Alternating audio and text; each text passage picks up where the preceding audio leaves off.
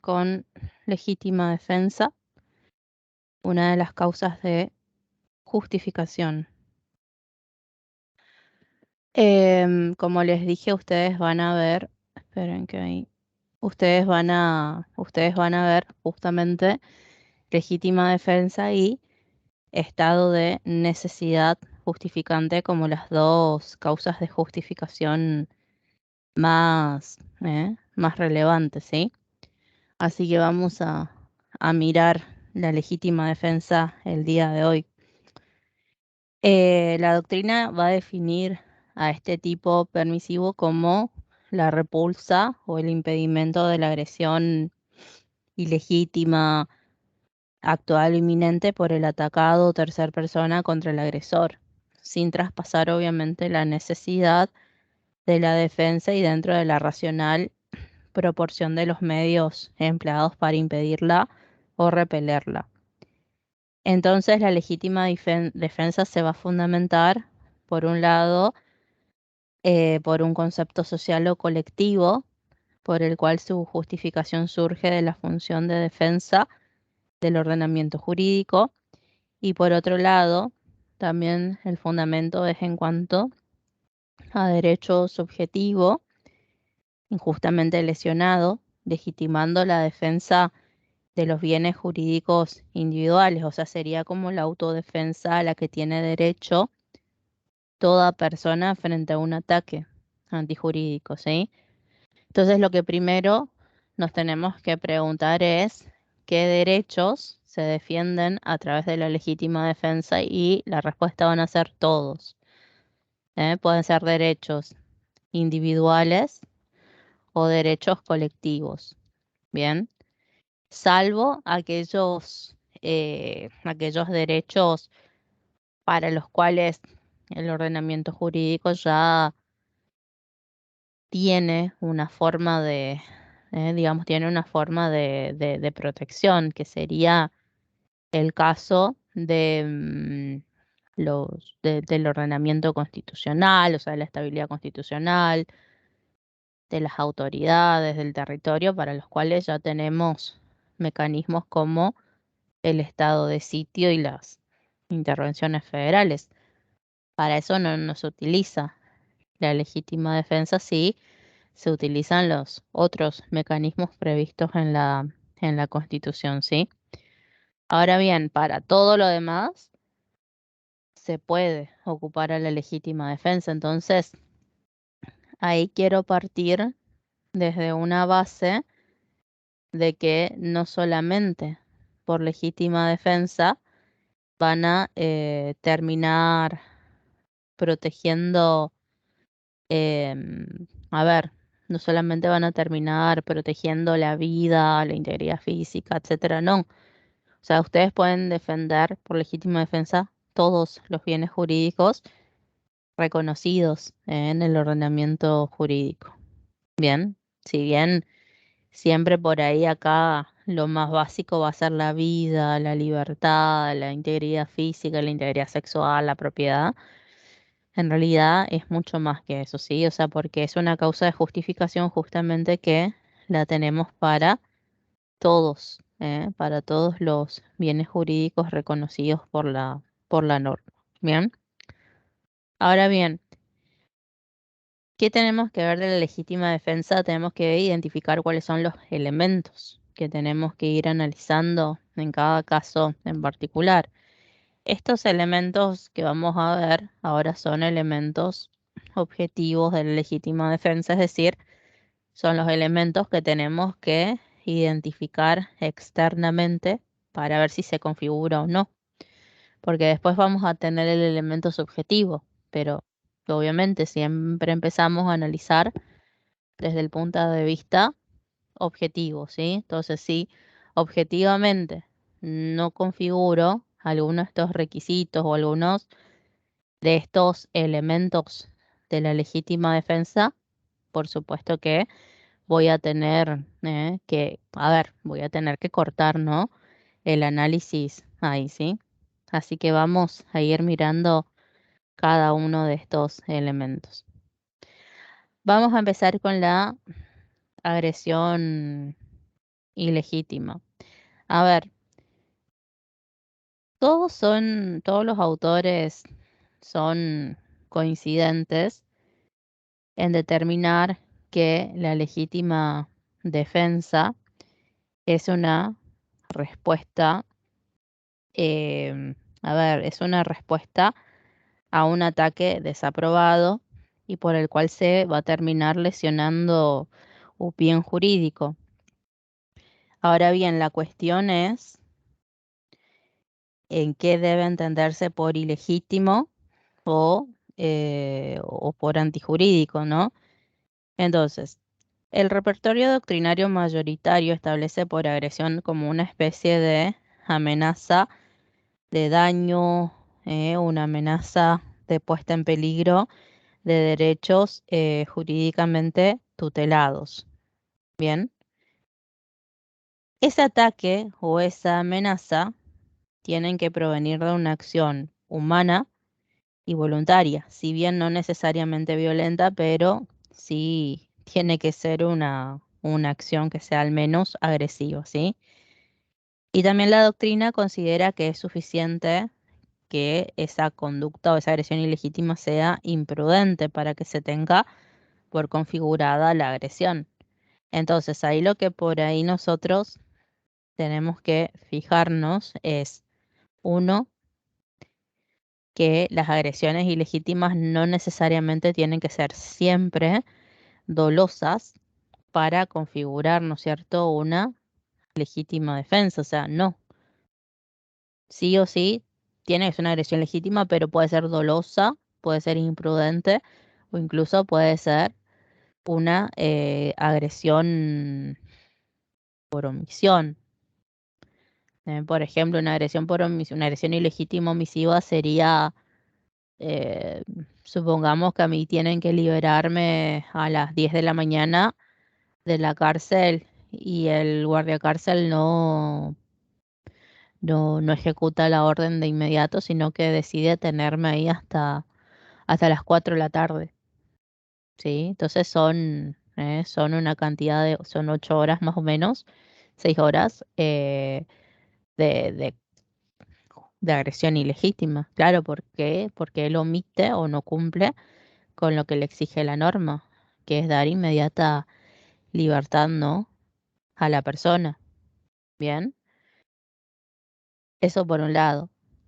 Y después también lo que nosotros tenemos que fijarnos es que esa agresión ilegítima también puede ser una agresión imprudente, ¿sí?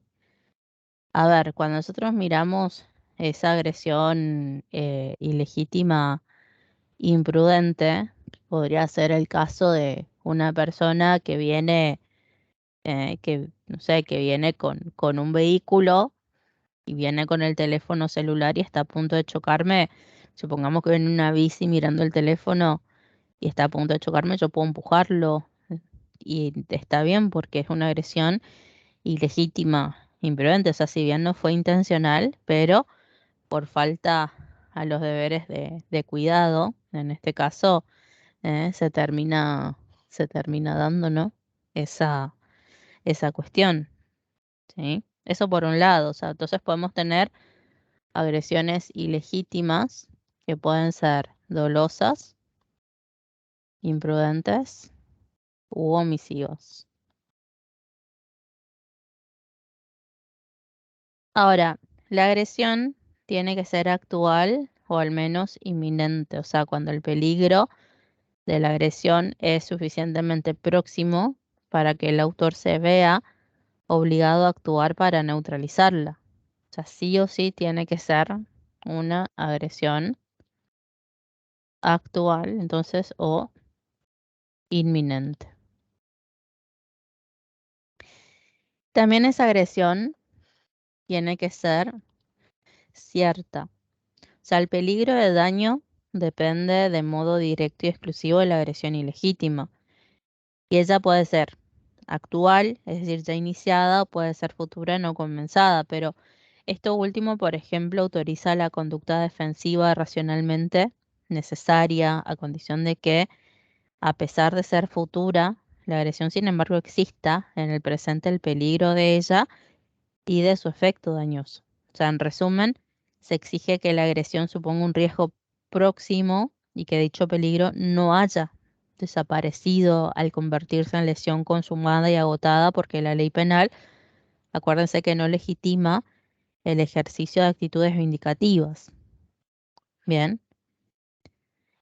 entonces, ustedes también va a ser muy importante que ustedes se pregunten, bueno, yo para poder defenderme tengo que tener en cuenta dos cuestiones. La primera es cuándo inicia la agresión y la otra cuestión es cuándo finaliza la agresión. Sí o sí ustedes tienen que fijarse cuándo inicia la agresión y cuándo finaliza, porque en el interín de ambas es ahí donde ustedes tienen la facultad de poder defenderse utilizando el medio racional bien. Entonces, empecemos a fijarnos por un lado. ¿Cuándo inicia la agresión? Bueno, la agresión, siguiendo un poquito a Nelson Pessoa, él considera que la agresión va a iniciar siempre y cuando eh, exista una afectación, un riesgo para el bien jurídico. Entonces, él dice, la agresión inicia con el acto que genera riesgo o peligro, bien jurídico protegido, ¿sí? Entonces, en ese acto o en ese momento anterior, cuando existe una probabilidad de que el bien jurídico entre en una situación de riesgo, vos ahí ya podés defenderte. Bien. Ahora, ¿cuándo finaliza la agresión? O sea, ¿hasta qué momento yo puedo actuar en legítima defensa? Bueno, él dice, uno, la agresión finaliza cuando el ataque fue repelido eficazmente. Después dice cuando el agresor yo,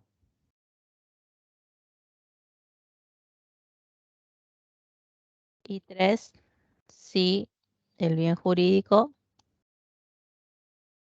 ha sido suficientemente ofendido. Cuando el ataque al bien jurídico ya se ha agotado. Bien, entonces ustedes siempre acuérdense, tienen que mirar para ver si pueden o no actuar en legítima defensa cuándo finaliza la agresión y cuándo inicia y cuándo finaliza. Porque si ustedes se defienden, entre comillas, antes de que inicie la agresión, ustedes en realidad terminan siendo agresores ilegítimos. Ahora, si ustedes se defienden cuando ya la agresión ha finalizado, tampoco habría una legítima defensa, sino que sería como un caso de venganza. Bien, entonces pasaría a ser un caso de venganza y nada, no podrían en este caso configurar para nada, ¿no? La legítima defensa. Bien. Bueno, ¿alguna pregunta que tengan hasta acá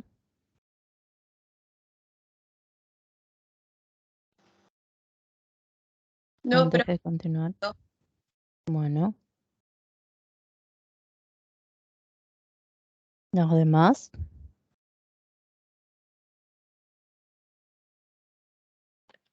no, profe. Bueno, No, mu- profe. muy bien. Bueno, otra cuestión dentro de este primer punto que tenemos que mirar son las defensas predispuestas o las ofendículas. A ver, ¿qué significa esto de defensas predispuestas o del tema de las ofendículas? Bueno, lo que nosotros acá tenemos que fijarnos es si son, a ver, es si son encuadrables o no, dentro dentro de la legítima defensa.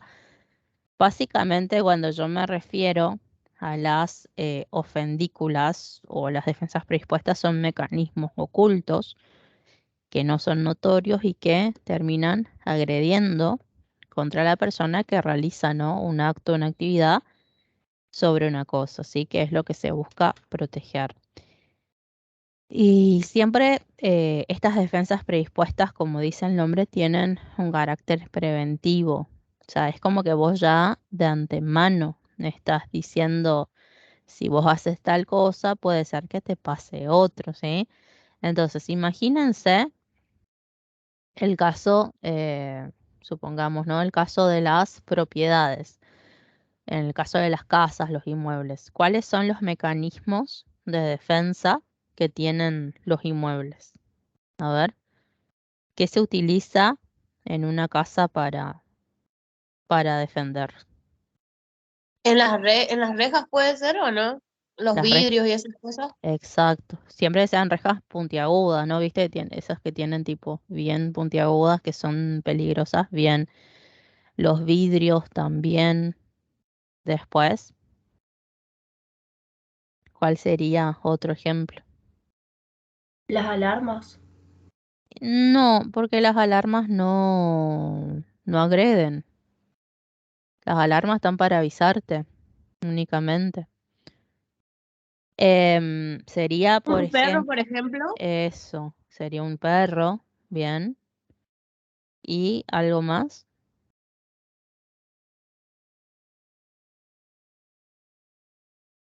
Podrían ser los alambres, ¿no? Los alambres de púa, que también se utilizan en los muros. Y otro ejemplo que se me ocurre serían los cercos, los cercos eléctricos, ¿sí? El tema de los cercos eléctricos igual tienen que tener una autorización por parte de la autoridad competente. Bueno, a ver, acá lo que nosotros tenemos que fijarnos, ¿no? Es si el utilizar perdón, estos medios configurarían o no una legítima defensa. Bueno, la respuesta es que para algunos autores es un sí, pero a mí me gusta más la postura de Pessoa y siguiendo un poco más la postura que tiene la cátedra donde ustedes cursan sería un no, ¿sí? Para él no son casos de legítima defensa.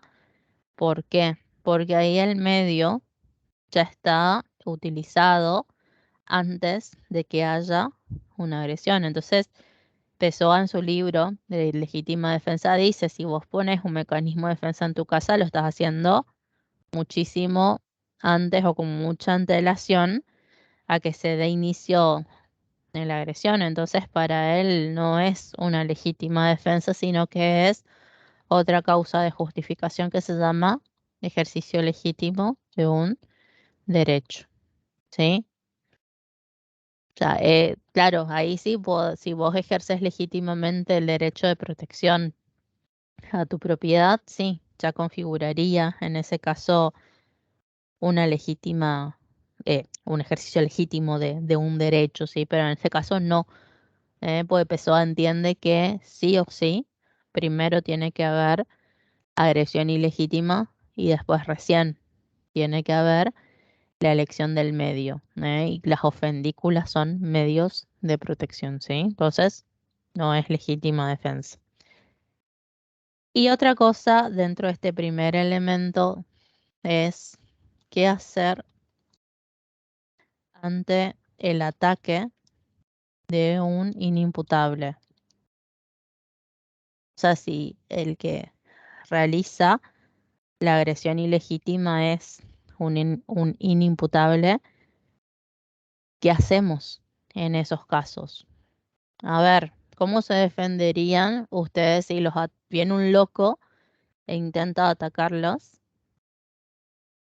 ¿Qué harían ustedes en ese caso? ¿Cómo se podrían defender. A ver, ¿qué opciones tienen?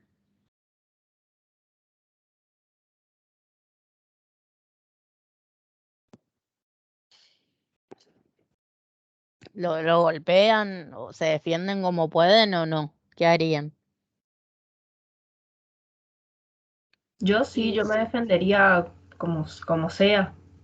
Claro, más allá de que sea loco, ¿no? Te defendes igual, Sí. como sea. Está bien. Bueno, hasta en eso tenemos posturas. Igual, yo siempre digo, la legítima defensa estudiada desde la teoría te da muchos reparos, pero después vamos a ver en el tema del medio, ¿no? Eh, en el momento que vos te estás por defender, vos te defendés como sea y con lo que tenés a mano. Es un poco injusta la ley en esos casos. Vamos a ver, por ejemplo, si lo leen a Luis González, él dice que podría ser una defensa limitada. O sea, defendete, pero no realices actos que afecten de forma relevante al que te ataca, porque él es una persona que no puede comprender lo que hace. Bien, ahora, ¿qué diría Pessoa? Pessoa dice, la agresión debe ser ilegítima o antijurídica o culpable. Claro, lo que dice Pessoa es que si te ataca un inimputable, sería lo que ustedes dicen, ¿no?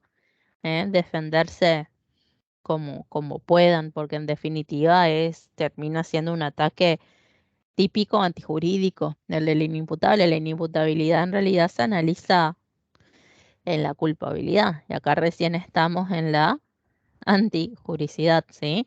Así que bueno, eso siempre ténganlo presente, ¿sí? Entonces, claro, lo que Pessoa dice es no es necesario que la agresión sea culpable, porque si no, si viene y te ataca cualquier loco o cualquier persona que está coaccionada y se le terminaría perdonando todo porque dirían, ay no, pobrecito, no sabía lo que hacía o estaba obligado, ¿no? A hacer tal conducta y en realidad no debería, ¿no? Funcionar así. Y bueno, y después la agresión, como les dije, tiene que ser ilegítima, ¿no? ¿Y qué significa eso? Una agresión antijurídica que no está justificada. Comúnmente se ha considerado que la agresión es ilegítima cuando de manera objetiva lesiona el orden jurídico. Entonces, una corriente de opinión más actualizada por ahí tiene en cuenta el disvalor de la acción y sostiene que frente a un agresor que actúa conforme a las leyes no existe un interés en el prevalecimiento del derecho, ¿no? Creando, por lo tanto, un peligro propio en el estado de necesidad.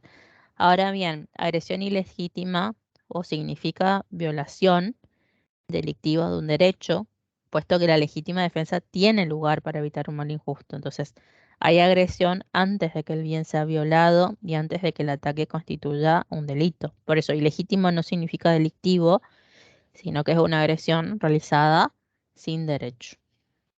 Bien, eso es con relación al primer elemento. Vamos al segundo. Necesidad racional del medio empleado. Entonces, la voluntad de defenderse significa que ustedes reconozcan la acción de defensa, es decir, que la conducta del agredido es de modo subjetivo una reacción frente al agresor. Si no tiene su voluntad de esa manera concebida, bueno, no se puede hablar de defensa. Ahora, el requerimiento racional equitativo de la defensa, ¿qué me va a exigir? Que, por un lado, la necesidad va a ser un requisito esencial, como lo es el ataque, por ende va a ser una condictio sine qua non. O sea, sin necesidad no hay defensa, ni completa ni excesiva. La necesidad supone oportunidad del empleo de la defensa, o sea, imposibilidad de usar otros medios drásticos, inevitabilidad del peligro por otros recursos, pero todo ello en directa relación y subordinación al peligro que nos amenaza, o sea, la entidad del bien jurídico amenazado y la figura típica, ¿no? Que surge de la reacción. Y también se exige que el medio con que se repele el ataque sea racionalmente necesario, por lo que se debe tener en cuenta el caso en concreto. Entonces, cuando nosotros hablamos del medio, significa de modo amplio cualquier tipo de acciones u omisiones defensivas.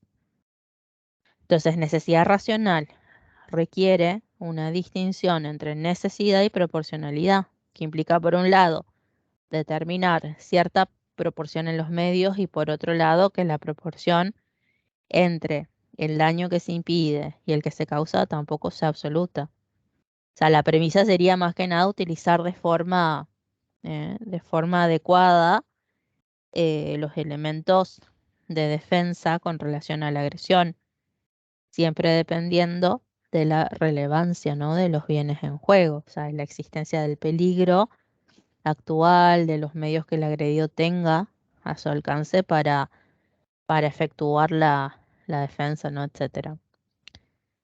Ahora, la legítima defensa no es una fórmula matemática, sino que es humana, y la necesidad de defensa no la tienen que considerar aisladamente, sino ni contando ni indicando los golpes, sino el conjunto de circunstancias y supuestos fácticos, objetivos y subjetivos que puedan llevar a una persona a ese estado de necesidad, y es en definitiva la tesis que ha seguido la justicia argentina, ¿no? O sea, la defensa, hubo un caso que es un caso muy conocido, el caso Martínez, donde la Cámara de Casación entiende que la defensa del imputado es racional porque él terminó eligiendo un medio dentro de los posibles que causó lesiones leves y que, bueno, logró, ¿no?, detener la acción, la agresión de la víctima. Por eso, ustedes cuando elijan un medio no tiene que ser un medio para matar a la persona, es para defenderse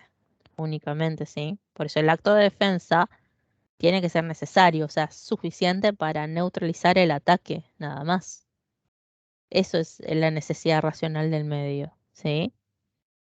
Entonces, ustedes tienen que fijarse siempre la ponderación puntual de los bienes que están en juego, considerando sobre todo la segura afectación que cada bien va a sufrir en cada caso en concreto, ¿sí? Entonces, el descargo, por ejemplo, de una persona, de un caso que fue el caso Méndez, creo, si no recuerdo mal, ella se descarga con respecto a que el muerto la estaba sometiendo a ella a agresiones verbales y físicas, ¿no? Entonces ella al momento de apuñalarlo, el tipo la estaba agrediendo de esa manera. Entonces eso a mí me permite calificar esa acción como defensiva. Pero si bien este hostigamiento era grave, no al punto de suponer que peligraba la vida de ella, ¿eh? Entonces, teniendo en cuenta por ahí el lugar en que la imputada asestó su golpe con el cuchillo en el pecho del hombre, bueno, se considera su acción como desproporcionada, claro, pues podía agredirlo de otra manera, en el brazo, en la pierna, pero la tipa fue al corazón directamente, ¿sí? Entonces ahí utilizó el medio que tenía a mano, pero bueno, no era el medio más racional de todo, sino lo utilizó de la forma proporcional. Bien, y eso siempre tienen que fijarse también. El medio es para defensa del bien jurídico, no para que ustedes se excedan, ¿no?, en el ataque. En el caso de este Méndez, a ella le terminan imputando un exceso en la legítima defensa porque se excedió, ¿no?, intensivamente en la utilización del medio. Bien. Bien, ¿alguna pregunta que tengan hasta acá?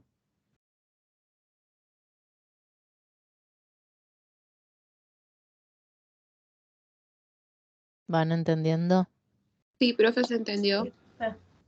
Bueno. Bien. Bueno, después tenemos el tercer elemento de la falta de provocación suficiente. A ver, ¿Qué se entiende por provocación suficiente?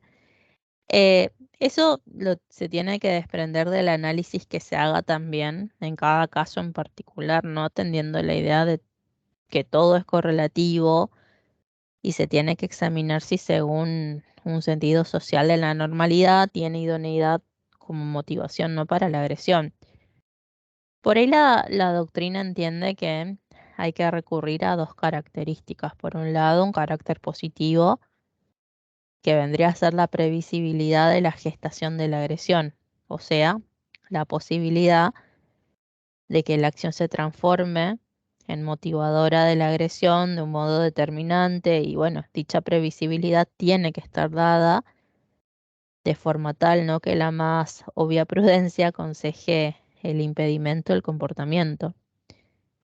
Y por otro lado, un carácter negativo que por ahí se relaciona más que con la exclusión de la consideración del carácter personal del eventual atacante, es decir, que la provocación signifique inadecuada, ¿no? Entonces la provocación siempre tiene que verla como la conducta anterior del que se defiende, ¿no?, que da motivo a la agresión y que se desvalora jurídicamente como suficiente cuando la hace previsible sin que a este efecto pueda tomarse en cuenta las características personales del agresor contrarios a los principios elementales de coexistencia, ¿no? Salvo que, bueno, la agresión que se funde en esas circunstancias sea desencadenada por una conducta lesiva de ese sentimiento, ¿no? Entonces, siempre lo que nosotros básicamente tenemos que fijarnos es que el que se defiende bajo legítima defensa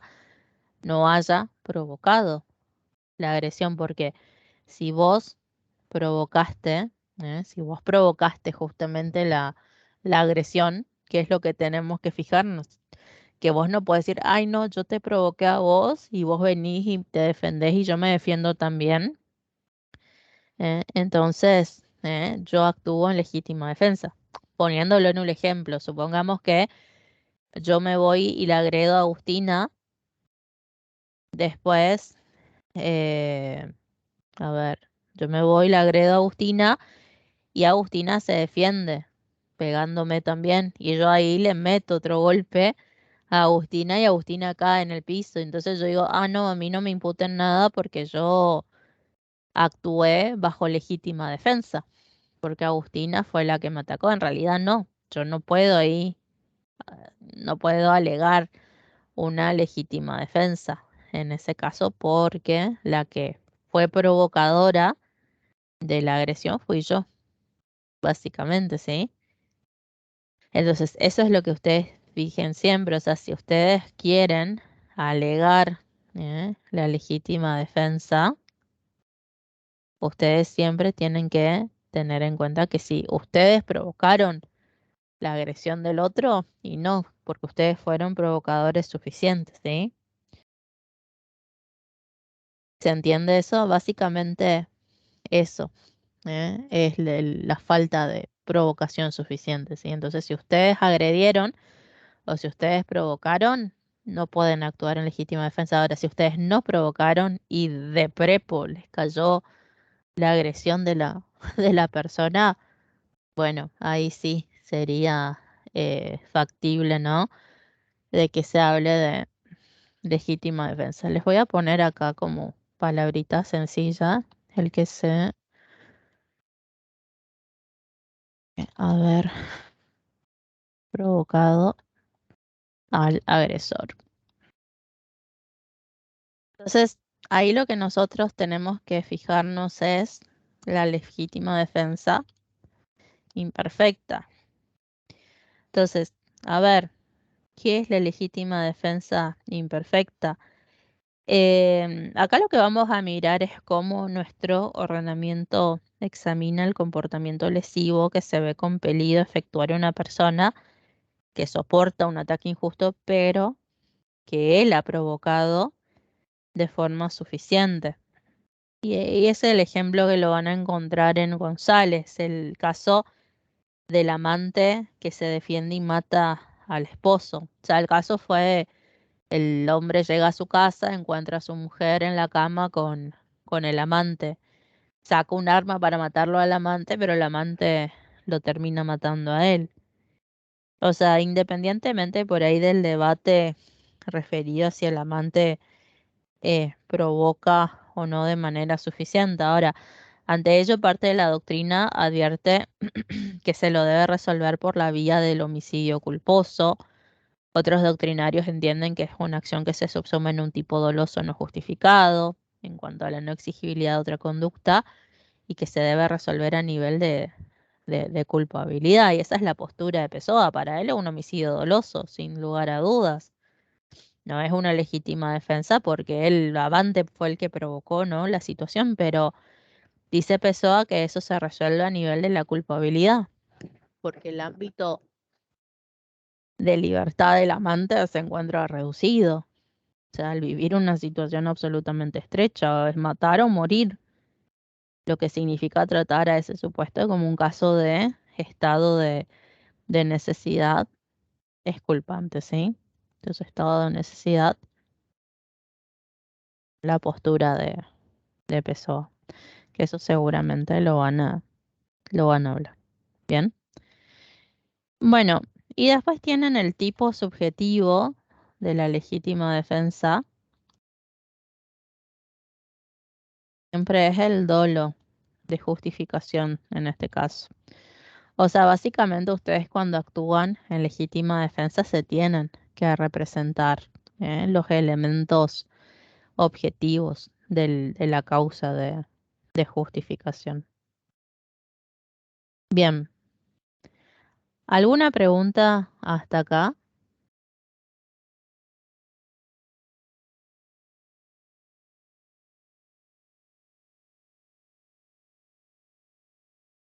No, más Yo ninguna. hasta ahora ninguna. Bueno, No. bien. Vamos a otra cuestión. Legítima defensa presunta o favorecida. Bueno, voy a agregarlo acá donde se analiza la legítima defensa privilegiada. Privilegiada. Esto lo van a encontrar en el segundo y tercer párrafo del artículo 34, inciso 6 del Código Penal.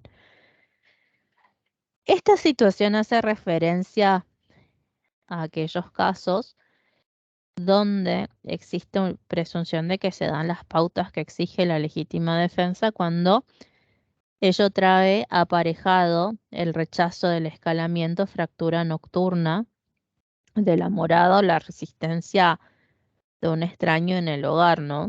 De este modo se comprenderá justamente que están presentes los requisitos atingentes al primer párrafo, cualquiera sea el daño que se ocasiona al agresor. O sea, sí o sí, para que haya legítima defensa presunta o privilegiada, se tiene que dar la agresión ilegítima, la falta de provocación suficiente, pero ¿cuál es el privilegio que les dan? Que pueden utilizar cualquier medio, siempre y cuando cumplan con los requisitos, ¿no? En estos casos, el agredido tiene que reaccionar de una manera oportuna y proporcional al riesgo que de modo concreto han significado esos actos en las circunstancias del caso. Ahora, la doctrina sostiene que en ambos supuestos van a ser de aplicación las reglas generales de la legítima defensa, o sea, cualquiera sea el daño ocasionado al agresor no lo puedan entender como un beneficio que depone el límite de la racionalidad, sino como una ratificación de la exclusión de la ponderación de males, ¿no? Entonces van a ver que existen casos excepcionales donde la ley supone, presupone y dispone extender la presunción al requisito de la agresión ilegítima, y esto me lleva a considerar casos de defensa legítima aquellos que no lo son, ¿no? Por tratarse de defensas contra hechos ilícitos que bien podrían resolverse mediante vía del error a nivel de la culpabilidad. Entonces, por ejemplo, a ver, si alguien observa desde afuera que una persona ingresa en su hogar de noche y por los medios que prevé la normativa no podría pretender ejercer el derecho a legítima defensa privilegiada, que acá se analiza, ¿no? Ya que ni repele el escalamiento o fractura ni sorprendió al extraño en el interior de la vivienda. Por eso, sí o sí tenemos que mirar bien cuáles son esos requisitos que nos pide la norma. A ver, tanto el escalamiento como la fractura. Escalamiento sería que los ves que está subiendo por tu muro, por ejemplo, para ingresar a tu hogar. Y la fractura es que esté intentando ahí romper, no sé, la ventana, la puerta para ingresar. Entonces, esto lo tienen que efectuar siempre en un lugar habitado, porque solamente ahí se da el peligro personal que exige la norma. Bien, o sea, es un privilegio para la defensa de hogares, ¿sí? Y siempre en el segundo párrafo se tiene que realizar ese escalamiento, esa fractura en horas de la noche, o sea, al reparo de la oscuridad y mientras los moradores están durmiendo. O sea, es un rechazo y no su persecución, tal como ocurriría si a la persona se la lesiona o se la mata luego de haber abandonado cualquier actitud peligrosa, ¿no? Además, el fundamento de la norma amplía la titularidad del derecho de defensa de la morada, ¿no? Cualquier otra persona que estando en el interior de la habitación puede llegar a estar expuesta al riesgo personal, ¿no? Que se tiene en cuenta. Ahora bien, después también leerán en el 34, en el tercer párrafo, el tema de encontrarnos ante o de encontrarnos justamente con un tercero extraño, ¿no? Dentro del hogar. Si bien en este caso la legislación no extiende el fundamento de la eximenta a las dependencias, la sola circunstancia de encontrar a un extraño en el hogar, que aparte ofrece resistencia a irse, ya es suficiente para que ustedes puedan desechar el requisito de la nocturnidad. O sea, la nocturnidad es si encuentran a alguien intentando entrar a su casa, escalando o forzando, ¿no? Ahora, si ya lo encuentran dentro de su hogar, pueden actuar también en legítima defensa en cualquier hora del día. Bien. Y siempre que hablamos de un extraño, no necesariamente es un desconocido, ¿sí? O sea, tiene que ser ajeno a la morada. Puede ser una persona que ustedes conozcan, pero que no quieren que esté en su casa. Entonces, si al extraño yo lo encuentro en el interior de la morada, obedece, o incluso no, si yo le digo andate y él obedece a la intimidación que yo le estoy realizando y termina huyendo, alejándose o entregándose y yo lo mato ahí, eso no es legítima defensa. Porque el artículo también dice bien claro, si vos encontrás al extraño dentro de tu casa, él tiene que ofrecer resistencia para retirarse. Caso contrario, no podríamos alegar la legítima defensa privilegiada. Y recuerden siempre que el privilegio, recuerden siempre que el privilegio es que pueden usar cualquier medio que tengan a mano. Bien. Bien. ¿Preguntas que tengan? Profe, hubo un caso en Buenos Aires de un anciano que estaba en su casa y, bueno, básicamente un chorro, un ladrón, entró y él después salió con un arma y lo mató en la calle. Eso Que- pensé también, sí. Ujú. y lo mató. Sí, bueno, eso es un exceso en la legítima defensa, eso lo vamos a ver después. Pero en Mm, ese caso, él viste que ya le había disparado dentro de la casa, sí, el señor ya le había disparado ahí en el talón, viste que cuando sale está como saltando el tipo, porque sí, sí, claro, se le rompió el tendón de Aquiles y con eso ya era suficiente. O claro. sea, eso ya era legítima defensa. Ahora, el error que obtuvo por el señor es salir, ¿no? Salir de su casa y terminar de matarlo.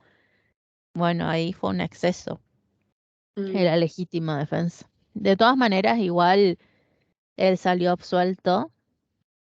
Él salió absuelto. Ahora, hace poco, lo terminaron absolviendo, ¿sí? Así que Sí, eso porque estaba como con prisión preventiva, digamos, en la casa. estaba eh, con prisión quedó domiciliaria, sí. domiciliaria sí, no preventiva, sí, domiciliaria. Sí, pero igual no fue encontrado culpable. O sea, se entendió que fue una legítima defensa. Pasa que vieron que como que salieron ahí en las cámaras y eso, como que él supuestamente salió y le pegó como 80 disparos más y lo mató al ladrón a quemarropa. Pero en realidad no. Em, en realidad no lo mató de esa manera. O sea, después se comprobó incluso, eso es lo que leí, que lo absolvieron. Ni siquiera fue a juicio el hombre. Lo absolvieron porque se descubrió que él no lo mató en la calle, que solamente le disparó dentro de la casa. Claro, porque si vos mirás el video, viste que cuando uno dispara se ve, o sea, la luz, como una luz, ¿no? Del disparo. No sé si me explico. Se ve la explosión, a eso voy. Se ve la explosión del arma, Sí, sí. de la bala. Entonces, eso no se veía en el video y tampoco se vio como que él le haya apuntado, sino como se fue y lo cagó a pedos nomás y nada más.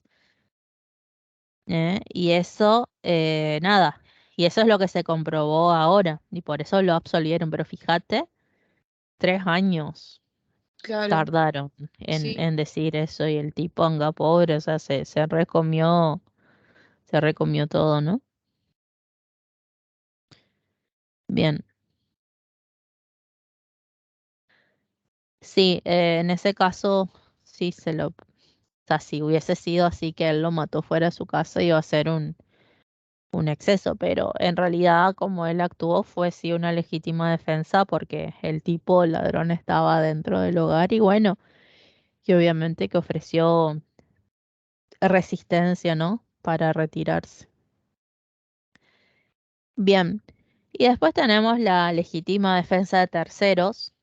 Ahí la legislación ante una situación de riesgo originada por un ataque ilegítimo, van a ver que no solo reconoce el principio de autodefensa, sino que también faculta a cualquier persona a que intervenga en defensa y apoyo de un individuo agredido y necesitado, ¿no? De dicha ayuda.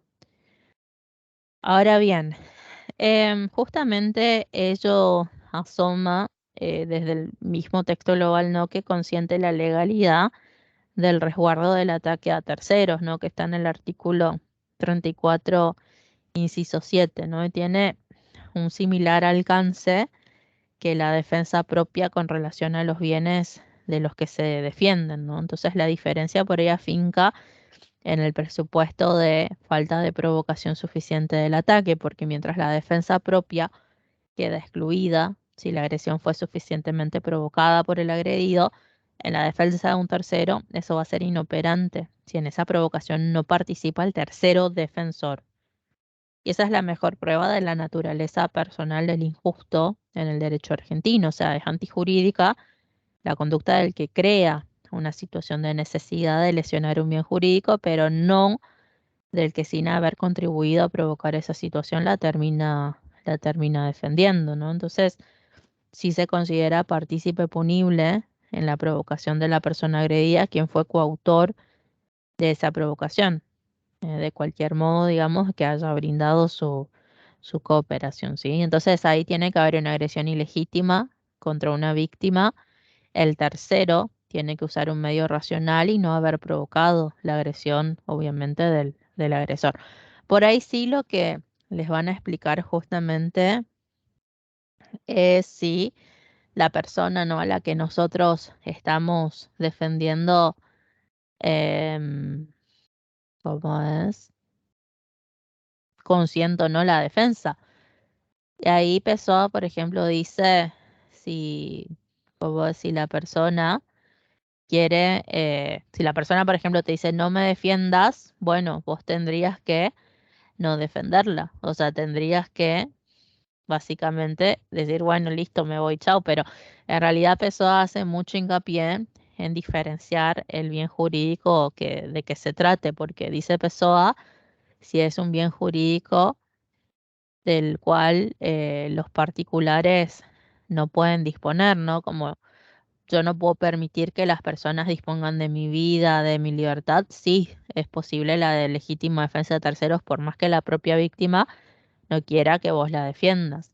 Ahora, si son bienes jurídicos disponibles, como la propiedad, por ejemplo, supongamos que a mí me sacan el teléfono y, no sé, me sacan el teléfono y se va corriendo el ladrón, viene Agustín y dice, yo lo alcanzo, le digo, no, deja nomás, ahí yo no estoy consintiendo la legítima defensa. Entonces ahí Agustina tiene que abstenerse de actuar, porque si no, ella sería en ese caso agresora, ¿no? Del ladrón en ese caso. Así que eso seguramente les van a explicar cuando vean la legítima defensa de terceros, ¿no? ¿Qué valor tiene el consentimiento de la víctima en el momento en que viene una persona a intentar defenderla? Y bueno, va a ser lo van a tener mucho en cuenta según qué tipo de bien jurídico se trate.